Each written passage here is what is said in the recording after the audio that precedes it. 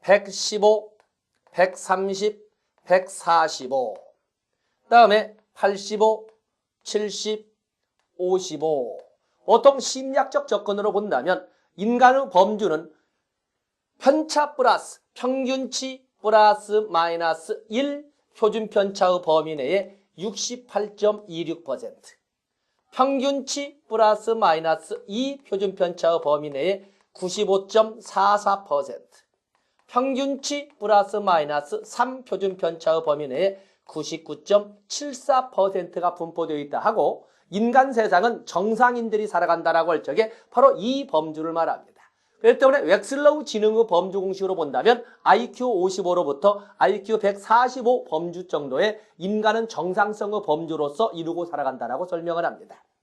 그렇기 때문에 여기에서 여기까지가 68.26%, 70에서 130까지가 95.44%, 그다음에 55에서 145 사이가 99.74%가 살되 이 범주를 정상성 범주라 최대화한 것이고, 그에 비해서 일반적으로는 인간은 거의 대부분은 바로 68%를 차지하는 85에서 115 사이에 있다라고 이렇게 설명을 하고 있는 겁니다.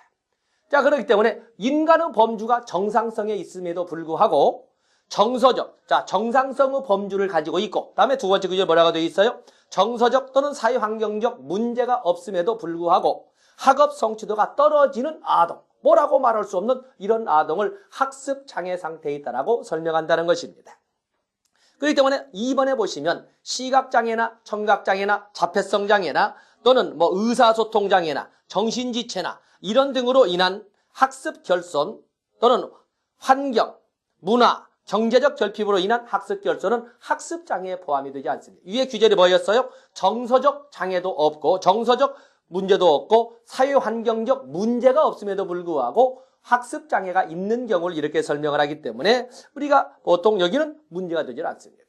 보통 우리가 장애인 등에 관한 특수교육법에 의하면 장애인 등에 대한 특수교육법이 2008년도부터 특수교육진흥법을 대신해서 만들어진 법인데, 거기에 보면 이러한 상태에 있는 이 아동에 대해서는 특수교육 대상자 선정 과정을 통해서 특수교육 대상자로 분류하는 것이지 이들을 학습장애라고 설명하지 않습니다. 학습장애는 그 자체만으로도 특수교육 대상자 선정 범주의 하나에 속해 있습니다. 그래서 여러분들 거기 2번에 보시면은 2번은 학습장애보다 훨씬 더 넓은 개념으로서 장애인 등에 관한, 자, 적어드리겠습니다.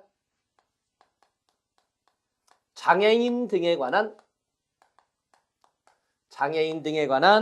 특수교육법. 장애인 등에 관한 특수교육법에 의거해서 특수교육 대상자의 범위라고 이렇게 여러분들이 적어 놓으시면 됩니다. 사실은 1번과 2번을 합쳐서 특수교육 대상자라고 이렇게 설명을 합니다. 그래서 특히 2번 중요 표시해 놓으십시오. 시각장애나 청각장애나 운동장애, 자폐성장애 또는 지적장애 이런 등으로 인한 학습 결손이나 또는 사회 환경 또는 경제, 문화 이런 걸로 인한 소위 학습장애가 학습의 결손이 나온 것은 학습장애에 포함되지 않는다에다 동그라미를 쳐놓으시면 되겠습니다. 자, 학습장애의 원인을 보시면은 학습에 관련된 뇌기능 특정 영역에 결함이 있거나 또는 발육지연 또는 장애가 있다고 이렇게 분석을 하고 있습니다.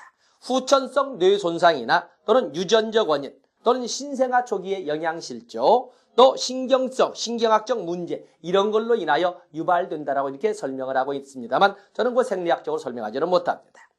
거기 3번 학습장애 아동의 특성 중요 표시하시고 학습장애 아동의 특성에 중요 표시하시면 주의가 산만하고 기억장애를 분명히 보이고 있고 지각장애를 보이고 있습니다. 특히 주의가 산만하다. 여기에 아동 자녀를 가지고